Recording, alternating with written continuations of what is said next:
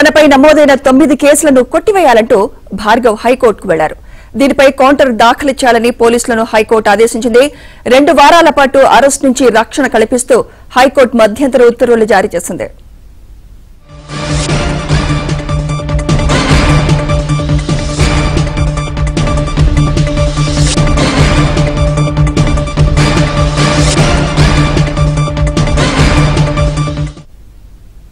Social media పోస్టుల వ్యవహారంలో సజ్జల భార్గవరెడ్డి పిటిషన్పై హైకోర్టులో విచారణ జరిగింది. తనపై నమోదైన 9 కేసులను కొట్టివేయాలంటూ భార్గవ్ హైకోర్టుకు వెళ్లారు. దీనిపై కౌంటర్ దాఖలు చేయాలని పోలీసులను హైకోర్టు ఆదేశించింది. 2 వారాల పాటు అరెస్ట్ నుంచి రక్షణ కల్పిస్తూ హైకోర్టు మధ్యంతర ఉత్తర్వులు జారీ చేసింది.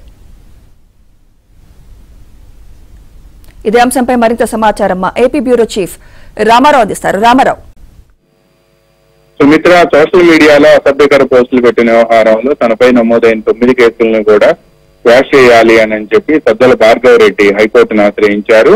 అయితే దీనిపై కౌంటర్ దాఖలు చేయాలని పోలీసులకు ఆదేశాలు హైకోర్టు జారీ చేసింది. అయితే దీంతో పాటు 2 వారాల పాటు అరెస్ట్ నుంచి రక్షణ కల్పిస్తూ కూడా మధ్యంతర ఉత్తర్వులు ఇచ్చింది.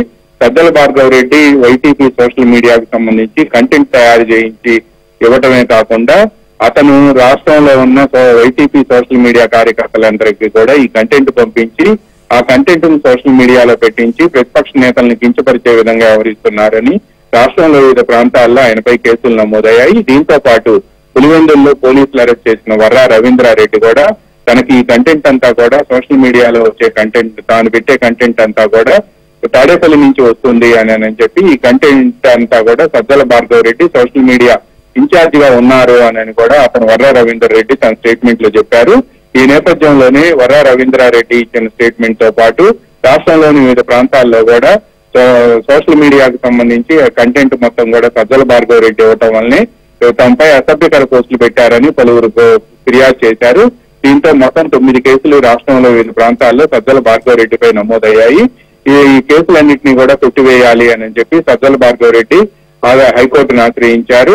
రాష్ట్ర ప్రభుత్వ మాజీ ప్రధాన సలహాదారు సజ్జల రామకృష్ణారెడ్డి కుమారుడు Sajjala Bhargav Reddy YCP social media incharge గా వ్యవహరించారు.